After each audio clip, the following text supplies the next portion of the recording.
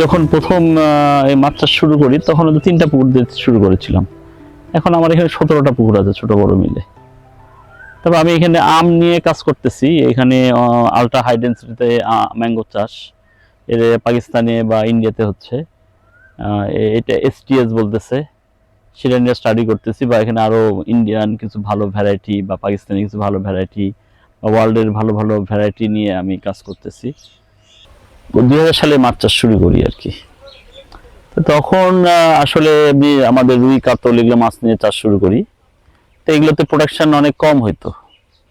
তো তখন আমি দেখলাম যে এগুলো প্রোডাকশন কিভাবে বাড়ানো যায়।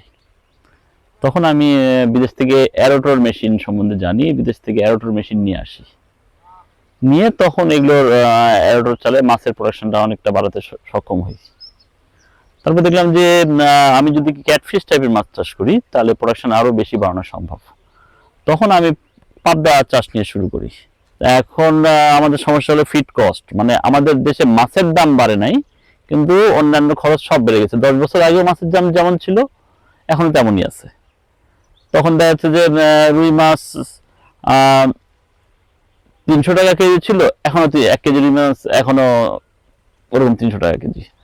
আর বাজারে গেলে আমরা একটা প্রবলেম ফেস করি যে অনেক আমদানি যখন হয়ে যায় বাজার পড়ে যায়, আমদানি কম হলে বাজার ভালো থাকে। তো এইটার ক্ষেত্রে বোধহয় মৎস্য অফিসও কাজ করতেছে, কিন্তু আমরা মাঠ পর্যায়ে এখনো কোনো সুফল পাই নাই। আর এখন আমরা যেটা করতেছি পাবদা মাছকে বড় করতেছি, এখানে ইনভেস্ট আমাদের অনেক বেশি লাগতেছে। অনেক 1 বছর ধরে মাছটাকে পালন করতে হচ্ছে, এখন ইনভেস্টটা আমাদের অনেক বেড়ে গেছে। আর বড় মাছের বাজার মূল্যটা ভালো হয়, আর পাবদা মাছটা এক্সপোর্ট হচ্ছে। যে আমি অ্যারোটর প্রযুক্তিটা আমি ডেভেলপ করেছি, এই যে অ্যারোটর বাংলাদেশে আমি নিয়ে আসছি, ডেভেলপ করছি, এর সুবাদেই কিন্তু এই মাছটা এক্সপোর্ট হচ্ছে। বিভিন্ন ইন্ডিয়াতে হিউজ পরিমাণে যায়, মিডল ইস্টে যাচ্ছে, ইউরোপে যাচ্ছে। এটা কিন্তু আমি বলবো যে আমার অনেক কৃতিত্ব আছে, কারণ এই অ্যারোটর সম্বন্ধে আমি খামারিদেরকে বুঝাইছি। ফার্স্টে তো তারা বুঝে নাই, খামারিদেরকে গেছি, খামারিদেরকে বুঝাইছি। এখন সব জায়গায় এয়ারোটর অনেক ইউজ হচ্ছে। আমি একটা ভালো কোম্পানির এয়ারোটর নিয়ে কাজ করি। আর এখন আসলে পাবদা সবাই বড় করতে পারে না, এখানে ইনভেস্ট অনেক ব্যাপার হয়। আসলে আমাদের বাজার মূল্যটা ঠিক করা উচিত, আর খাবারের দামটা কমানো উচিত। হ্যাঁ, এখন সমস্যা হচ্ছে আমাদের এই যে পুকুর সংস্কারকরণ। কারণ আমরা পুকুর যখন সংস্কার করতে যাই, অন্য লোকজন এসে ডিস্টার্ব করে, বা এই ডিস্টার্বের ফেস হই আর কি। আমরা ডিস্টার্বের ফেস হই, পুকুর সংস্কার করার কোনো বাধা দ্বারা মানে কোনো নিষেধাজ্ঞা নাই, কিন্তু আমরা সেটা করতে পারতেছি না। তখন আমরা বিভিন্ন জটিলতার সম্মুখীন হই। এখানে নতুন কোনো উদ্যোক্তা আসুক, এখানে আমি চাই না, তো অন্য কিছু নিয়ে কাজ করুক।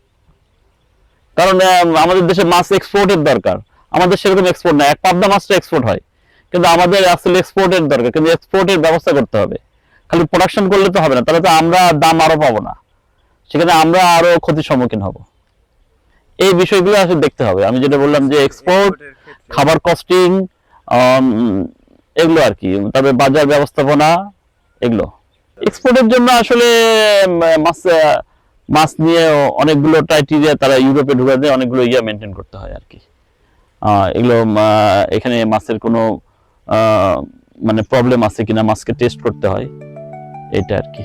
সেগুলো সেগুলো আমাদের প্রসেসিং প্ল্যান্ট থাকতে হবে, সেগুলো আমাদের এদিকে নাই, অ্যাভেলেবল না। আমি জানি বাংলাদেশে 1-2টা প্রসেসিং প্ল্যান্ট আছে।